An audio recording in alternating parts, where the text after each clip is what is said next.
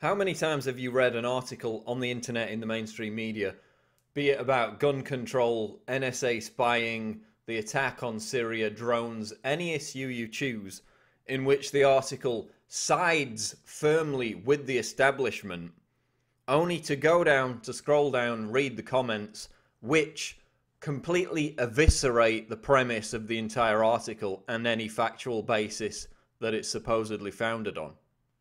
Well, in the next wave of internet censorship, the mainstream press has a solution for combating that little problem of the fact that increasing numbers of people are calling out the media's BS for what it is on their own website.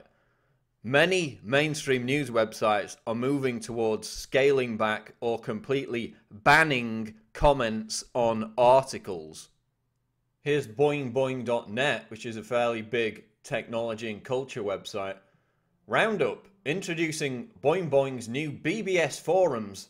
We killed comments. So they basically replaced their comments with a forum, with a message board, got rid of the comments below articles altogether. Here's Popular Science from a few days ago. Why we're shutting off our comments.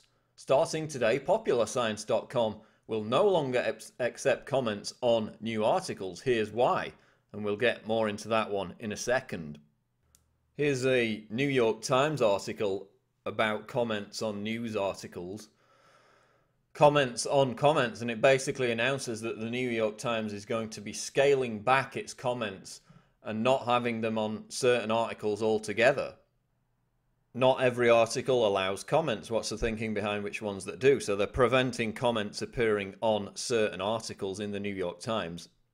And then at the end of the article, they ask this New York Times editor why they're scaling back on comments, and their response is, most of the newspaper comment sections I see are filled with racism, homophobia, and barely literate anti-feminist rants.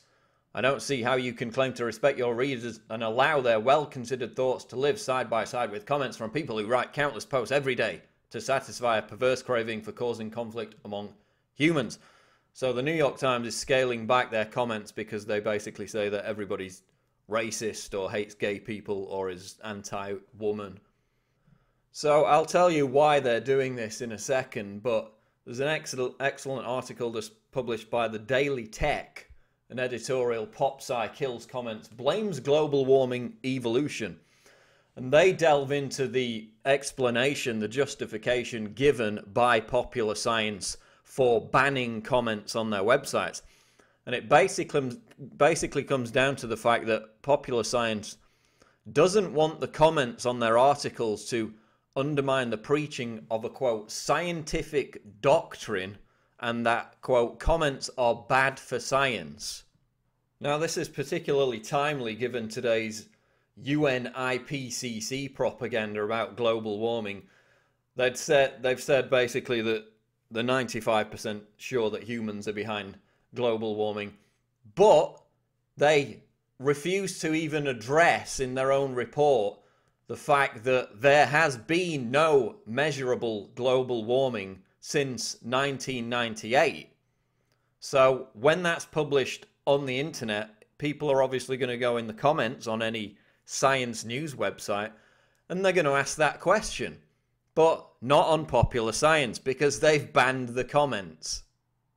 Because again, they interfere with the preaching of a, quote, scientific doctrine. And then, as the Daily Tech documents, Popular Science has banned the comments on their website basically because they had a flood of people who were going there and questioning the premise of man-made global warming because it undermined the bedrock scientific doctrine. There's that word again, doctrine. So then, as this excellent article highlights, the foundation of the word doctrine comes from indoctrinate. You can go to Wikipedia, you can go to the Google dictionary. It's from the original Latin. The word doctrine comes from indoctrinate. So Popular Science, in its attempt to indoctrinate its audience with global warming alarmism and fear-mongering, is banning any alternative opinion. Now, the very raison d'etre of science itself is the knowledge that we're always updating our knowledge about the science and the world we live in. You know, if something's a bedrock doctrine which cannot be changed, debated, or argued against, as the global warming alarmists claim, then, you know, we'd still be stuck back thinking that the Earth was flat and that the sun revolved around the Earth. So popular science admits that it needs to keep that doctrine in place to indoctrinate its audience. So far from being scientific, it has all the hallmarks of religion, of some kind of draconian religion where you can't question any tenet of that belief system, that doctrine. So by claiming this justification for banning comments in the name of scientific veritas, they're actually behaving the exact opposite of true scientific empiricism, which should always allow for debate, for argument, for updating of knowledge. And in banning the comments, popular science actually cites a scientific study as to why they're doing so. And basically this study admits that feedback, reader feedback to any news article is very largely dependent on the tone, the nature of the comments that come after it.